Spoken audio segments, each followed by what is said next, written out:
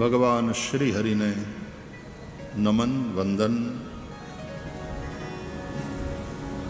આપ સૌને જય શ્રી કૃષ્ણ, જય સિયારામ, હરિઓમ. અવધૂત ચિંતન શ્રી ગુરુદેવ દત્ત.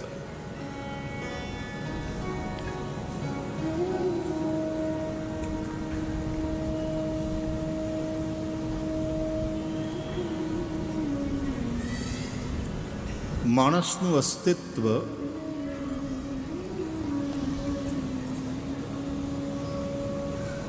ત્રણ રીતે બનેલું છે.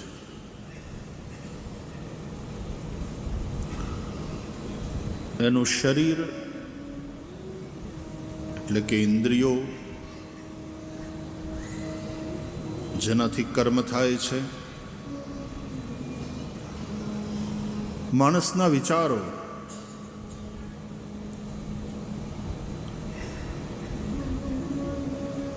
મનુષ્યના વિચારોથી મનુષ્યનું વિશ્વ બને છે. અને મનુષ્યના હૃદયની ભાવનાઓ, શરીરની ક્રિયા, મનના ભાવો અને બુદ્ધિના વિચારો.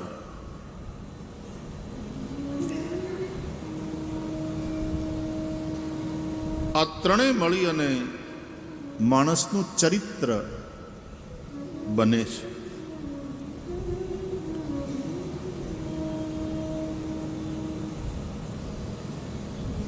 જેવા એના ભાવ હશે એવા એના વિચારો હશે, જેવા વિચારો હશે એવા એના કર્મો હશે.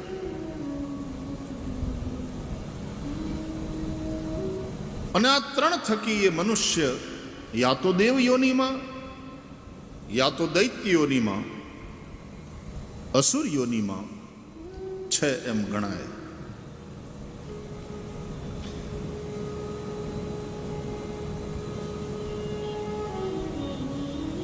દેવો સ્વર્ગમાં રહે છે, અસુરો પાતાળમાં, એવી માન્યતા છે. પૃથ્વી ઉપર મનુષ્યો છે.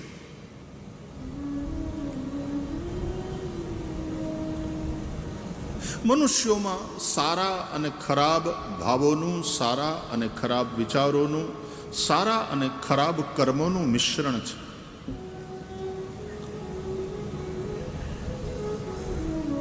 એ પુણ્ય પણ કરે છે પણ એ પાપ છોડી શકતો નથી.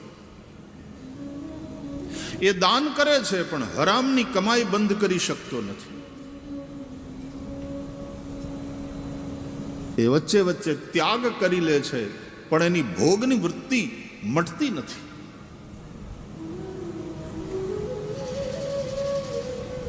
એની અંદર ત્યાગ અને વિરાગ, પાપ અને પુણ્ય, આ બધાનું મિશ્રણ છે.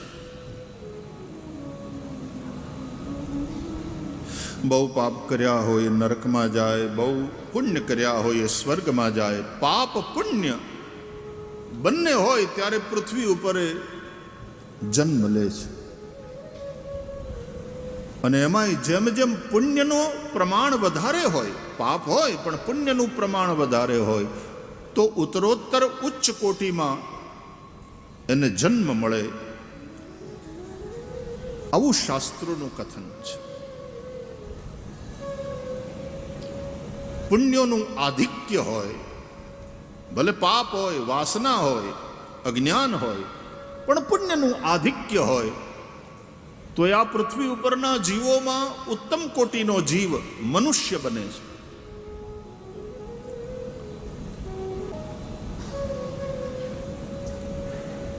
તો મનુષ્યના વિચારો, મનુષ્યની ભાવનાઓ અને મનુષ્યના કર્મો, આ ત્રણનું મહત્વ છે. કારણ કે એનાથી એનું કેરેક્ટર તૈયાર થાય છે. એ વિચારોમાં જીવે છે, એ ભાવનામાં જીવે છે, એ ક્રિયામાં જીવે છે. We live in our emotions, we live in our actions, we live in our thoughts. એટલે અંગ્રેજીમાં એમ કહે છે, a man is nothing but bundle of thoughts. મનુષ્ય બીજું કંઈ નથી, એ વિચારોનું પૂતળું છે. તો તમારા વિચાર કેવા છે બહુ મહત્વનું છે. આ કથા સત્સંગ આ બધાની જરૂર શા માટે?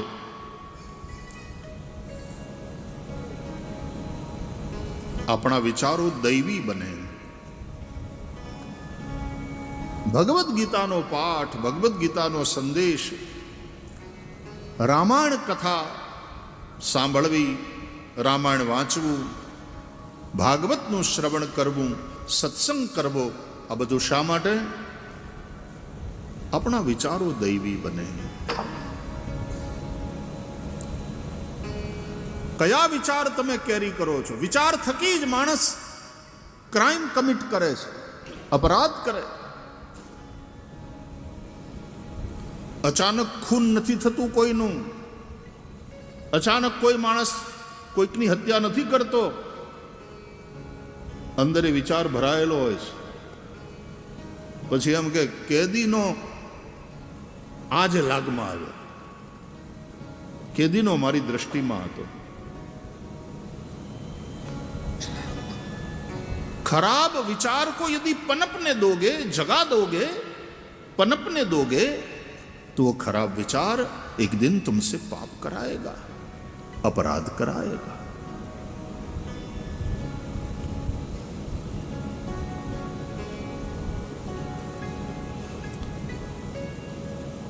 भावना खराब हशे, विचारो निम्न कक्षाना हशे, तो मनुष्यना कर्म पण निम्न कक्षाना हशे. मनुष्योनो समुदाय समाज कहेवाय छे. समाज केवो एनो आधार ए बधा मनुष्योना समूहनी समज केवी एना उपर छे. समझ से समाज बनता. આજે માણસની સમજ કેવી થઈ ગઈ કે બે પૈસા કમાવા હોય તો થોડું આડું અબળું કરવું જ પડે. બહુ નીતિના રસ્તે ચાલીએ, ભૂખ્યા મરીએ. એકદમ ઉલટી સમજ હો ગઈ है. નહીં તો એક સમજ, અને શાસ્ત્રો દ્વારા પ્રાપ્ત સમજ તો એમ કહે છે કે નીતિથી કમાવું, રીતિથી રહેવું અને પ્રીતિથી ભજન કરવું. આપણે કમાવું અનીતિથી, ભજન કરવું ભીતિથી. ભયને કારણે માણસ ઘણીવાર ભગવાનને ભજે છે.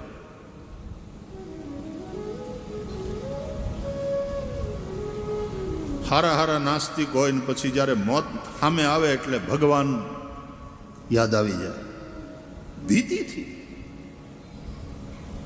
We are God-fearing minded people, not God-loving minded people. भय है कि प्रेम है?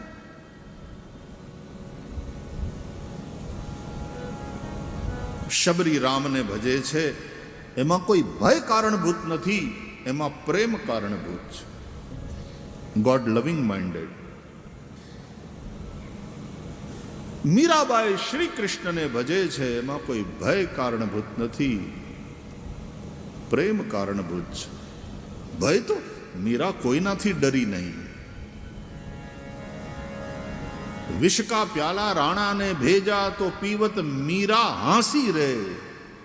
હસીને પી ગઈ, તું મને હું મારવાનું, આ ઝેર તારું હું મને મારવાનું. આવા તો કેટલાય ઝેર પચાવી ગઈ છું.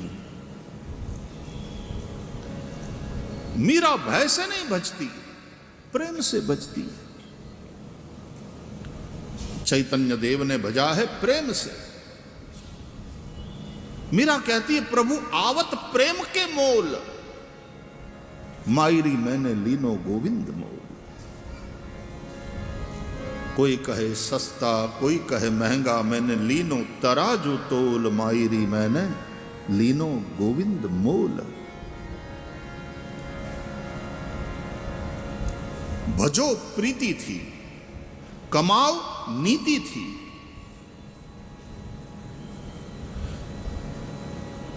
રાવણની લંકા હળગી ગઈ ને રાવણ મરી ગયો. એનું કારણ શું? એની પાસે સંપત્તિ હતી, એની પાસે સત્તા હતી, એની પાસે ગજબનું પાંડિત્ય હતું. તો પણ રાવણની આવી દશા કેમ થઈ? નીતિ નહોતી. સોનાની લંકા પણ અનીતિથી ઊભી કરેલી. દ્વારકા પણ સોનાની છે, એમાં દ્વારકાધીશ બિરાજે છે, એ નીતિના પાયા ઉપર ઊભી છે. અનીતિથી લંકા બનાવશું ને તો એક ના એક દિવસ કોઈ ને કોઈ હનુમાન આવશે ને હળગાવી જશે, પાક્કું. સોનાની લંકાનો માલિક હોવા છતાં રાવણે કોઈને 1 તોલા સોનાનું પણ દાન કર્યું હોય એવું રામાયણમાં ક્યાંય લખ્યું નથી. અને સોનાની દ્વારકા, એમાં બિરાજતા દ્વારકાધીશ, એના મહેલના દ્વાર સુદામા માટે ખુલ્લા છે. સુદામાને કોઈ અટકાવ્યો નથી. भागवत में लख्यू है के बाद एक ट्योढ़ी को पार करते हुए पहुंच गए परमात्मा के अंतःपुर तक. પછી આપણે બધા સુદામા આખ્યાનમાં અને કથાઓમાં એમ કહીએ કે દ્વારપાળે અટકાવ્યા, પૂછ્યું કોણ છો, ક્યાંથી આવ્યા છો, વગેરે વગેરે. એ આપણી ભાવ જગતની કથાઓ છે.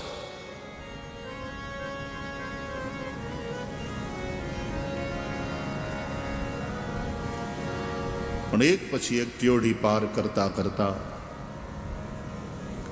સુદામા ભગવાનના અંતઃપુર સુધી પહોંચે છે.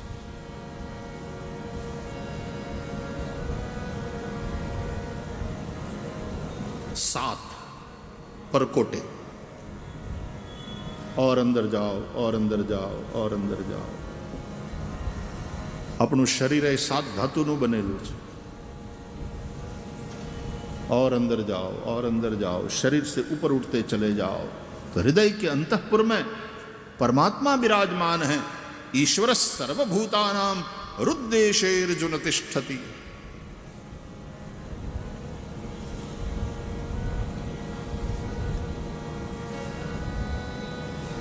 मुझको कहाँ ढूंढे रे बंदे, मैं तो तेरे पास रे. ભગવાન સૌના ભીતર હૃદયમાં જ રહેલા છે. એ દૂર છે જ નહીં, પણ પેલો અજ્ઞાનનો પડદો છે એટલે દેખાતા નથી.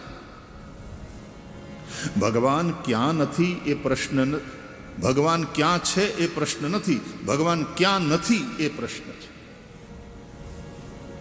देश काल दिसी विदिसी हूं माही, कहु सो कहां जहां प्रभु नाही. એ સર્વત્ર છે, એ સર્વદા છે. પરમાત્મા વ્યાપક છે. વ્યાપકનો અર્થ છે જેનો કોઈ સ્થળે અને કોઈ કાળે અભાવ ન હોય એ વ્યાપક.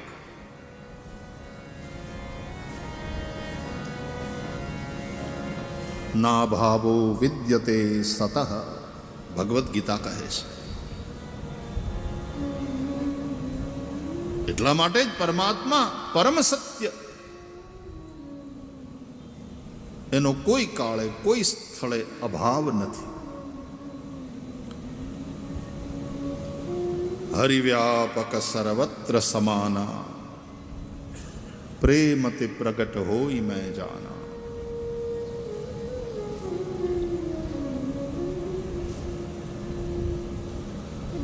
દ્વારકાધીશના મહેલના દ્વાર સુદામા માટે ખુલ્લા છે.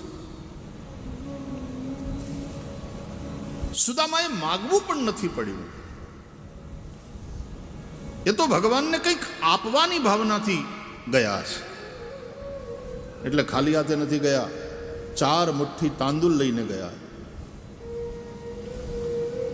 સુદામા એટલે જીવાત્મા, અને 4 મુઠ્ઠી તાંદુલ લઈને જાય એટલે કે ધર્મ, અર્થ, કામ અને મોક્ષ આ ચારે પુરુષાર્થને સિદ્ધ કરવા માટે જીવાત્માએ જે કર્મ કર્યા છે એ બધા કર્મ ભગવાનને અર્પણ કરવા જવાનું છે.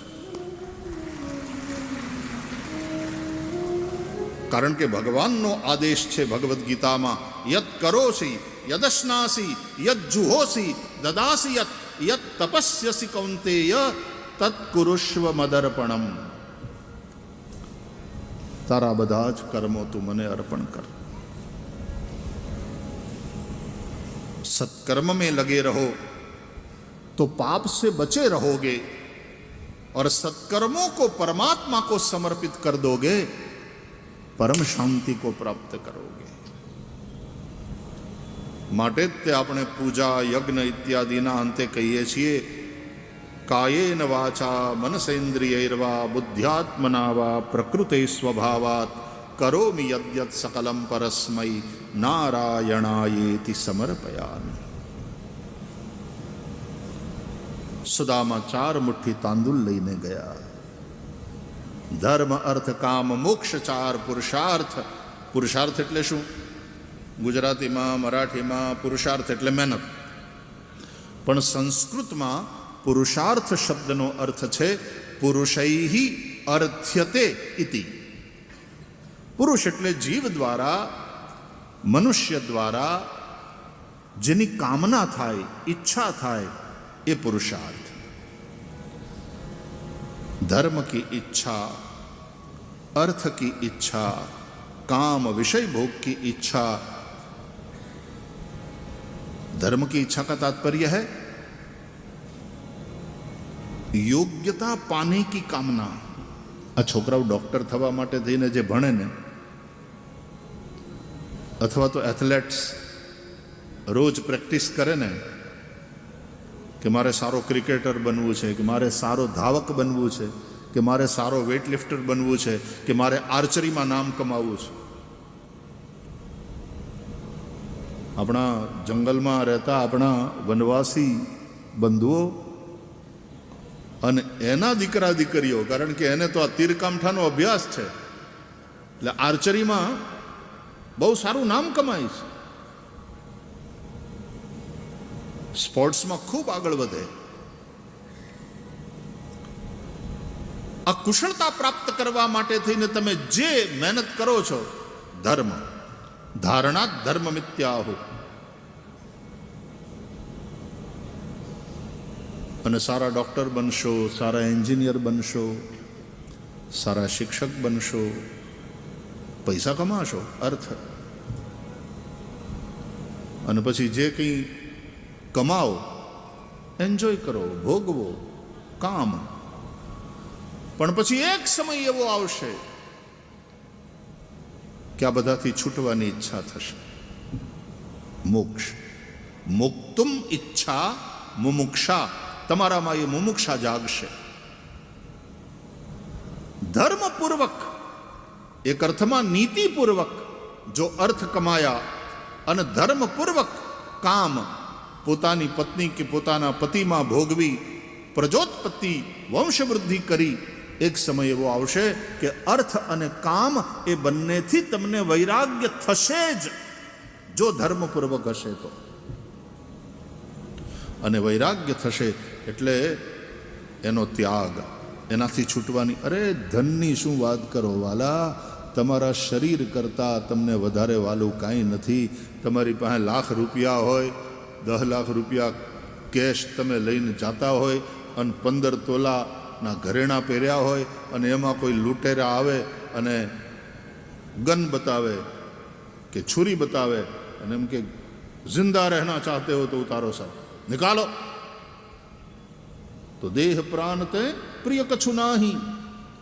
માણસ આ બધું ધન આપી દેવા તૈયાર થઈ જાય, ભાઈ ભાઈ બીજું કંઈ કરતો નહીં, તારે જે જોતું એ લઈ જા. ઓલાએ તો પાપ બાંધ્યું, ચોરી કરીને, લૂંટફાટ કરીને, એની દશા તો ખરાબ થવાની જ. પણ તમે ધન આપીને તમારા પ્રાણની રક્ષા કરો છો, તમારા શરીરની રક્ષા કરો છો. પણ યાદ રાખો, એક સમય એવો આવશે કે એ શરીરને છોડવાની પણ ઈચ્છા થશે. શરીર અતિવૃદ્ધ થઈ જાય, રોગગ્રસ્ત થઈ જાય, પથારીમાં જ પડ્યા હોય મળમૂત્રનો ત્યાગ પથારીમાં થતો હોય, કોઈની મદદ વગર પડખું પણ ફરી ન શકો, નાકમાં મોઢામાં નળીઓ ભરાવી હોય, આવી સ્થિતિમાં શરીર છોડવાની ઈચ્છા થાય. લોકો એમ કહે, ડૉક્ટર સાહેબ હવે તો એક એવું ઇન્જેક્શન આપી દો કે શરીર છૂટી જાય. છોડવાની ઈચ્છા થાય છે, ત્યાગની ઈચ્છા થાય છે, મોક્ષ. તો આ ચાર વસ્તુ એવી છે કે જેની ઈચ્છા પ્રગટ થાય મનુષ્યના મનમાં. ધર્મ, મારે યોગ્ય બનવું છે, મારે કુશળ બનવું છે.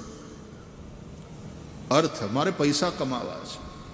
કામ, હું એને ભોગવું, એનો ઉપભોગ કરવું. મોક્ષ, હવે મારે બધું જ છોડી દેવું છે. આ ચાર ઈચ્છા મનુષ્યની અંદર જાગતી હોય છે. એમાં મુમુક્ષા થોડી દુર્લભ છે. એ ઈચ્છા બહુ ઓછાને થાય. દુર્લભમ ત્રયમેવે તદ્દેવાનુગ્રહ હેતુકમ મનુષ્યત્વમ મુમુક્ષુત્વમ મહાપુરુષ સંશ્રય. શાસ્ત્રો કહે છે આ ત્રણ વસ્તુ દુર્લભ છે. મનુષ્યત્વ, માનવ જન્મ નહીં. માણસો તો આ પૃથ્વીના પટ ઉપર અરબો છે, પણ માનવતા, એ મનુષ્યત્વ, એ દુર્લભ છે. બીજી વસ્તુ મુમુક્ષુત્વ, મુક્તિની ઈચ્છા નથી થતી. सबको कमाना है, पाना है, पकड़ के रखना है, છોડવાની ઈચ્છા થતી નથી.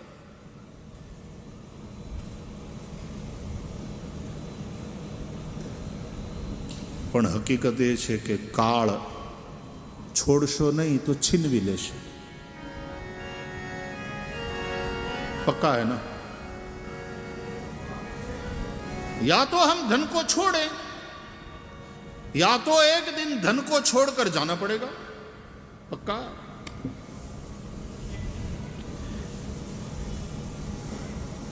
मरने की इच्छा नहीं है, लेकिन एक दिन शरीर छोड़ना पड़ेगा.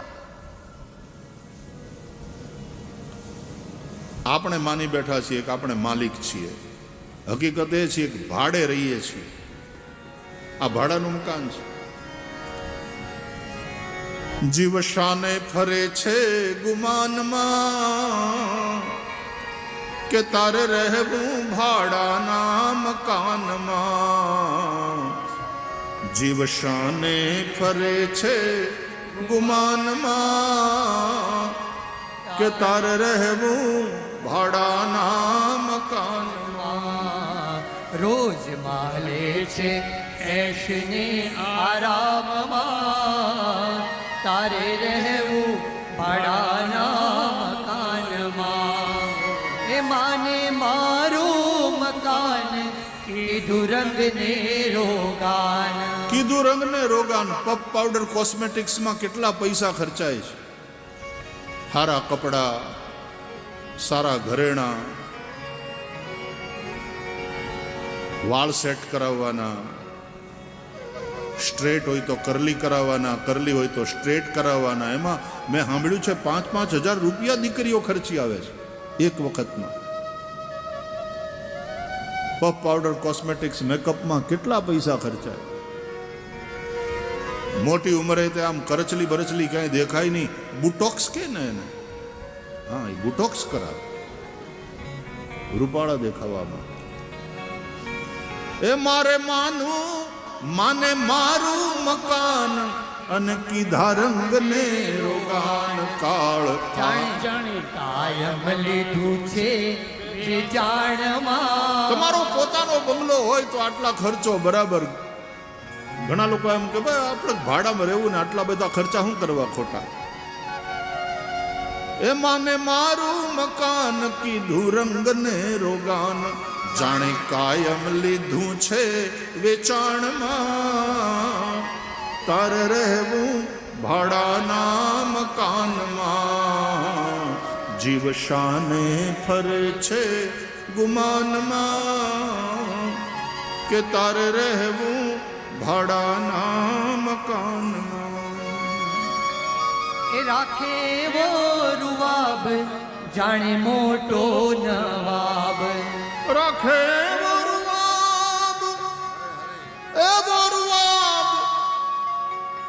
કે જાણે મોટો નવાબ.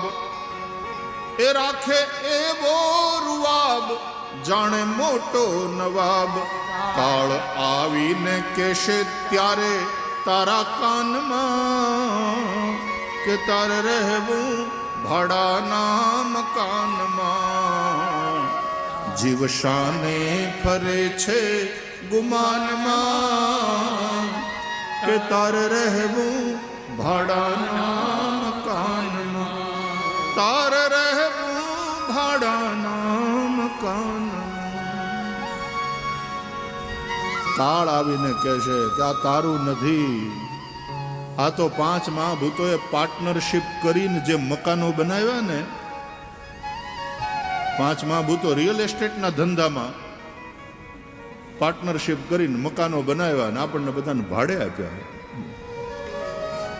અને એમાં જીવાત્મા પ્રારબ્ધ લઈને આવ્યો એટલે ભાડે રાખ્યું આ મકાન. 60 વર્ષ, 70 વર્ષ, 80 વર્ષ, 90 વર્ષ, જેટલી આયુષ્ય લખાવીને આવ્યા હોય આપણે રહીએ છીએ. મેન્ટેન કરે શરીરને, મેન્ટેન કરે મકાનને તો જરા નિરાતે રહે, નહીં તો માંદો પડે. મકાન પછી પડું થાય અને પછી ભજન બદલાઈ જાય. એ જૂનું રે થયું દેવળ, જૂનું તો થયું. એ મારો હંસલો નાનો ને દેવળ, જૂનું તો થયું. મારો હંસલો નાનો ને દેવળ, જૂનું તો થયું.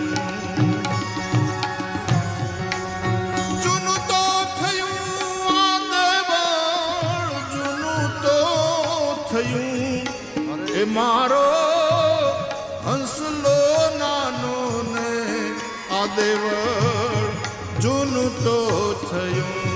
એ મારો હંસલો નાનો ને દેવળ, જૂનું તો થયું.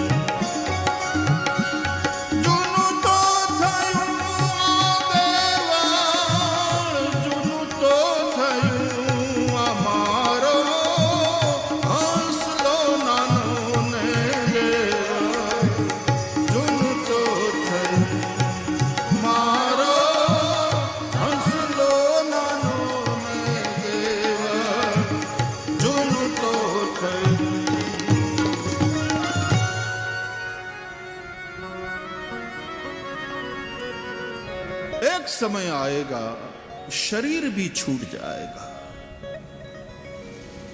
धन नहीं छोड़ा, अब धन को छोड़ के जाना पड़ेगा. काल બધું જ છીનવી લે છે. કાલઃ પિબતિ તદ્ રસમ. કાળ સ્વરૂપ પણ પરમાત્મા છે. ભીતર બેઠો એ ભગવાન અંતર્યામી કહેવાય, અને બહાર જે રહીને બધાનું નિયમન કરે છે એ કાળ સ્વરૂપ પરમાત્મા. ભાગવત કહે છે પરમાત્મા સૌની અંદર પણ છે, પરમાત્મા બહાર પણ છે. અંતર બહિરવસ્થિતમ, જે અંદર બેઠો છે એ અંતર્યામી છે, અને એ જીવન ચલાવે છે આપણું. હૃદય ધબકતું રહે છે, શ્વાસ ચાલતા રહે છે, પણ બહાર જે સત્તા છે એ કાલ સ્વરૂપ પરમાત્માની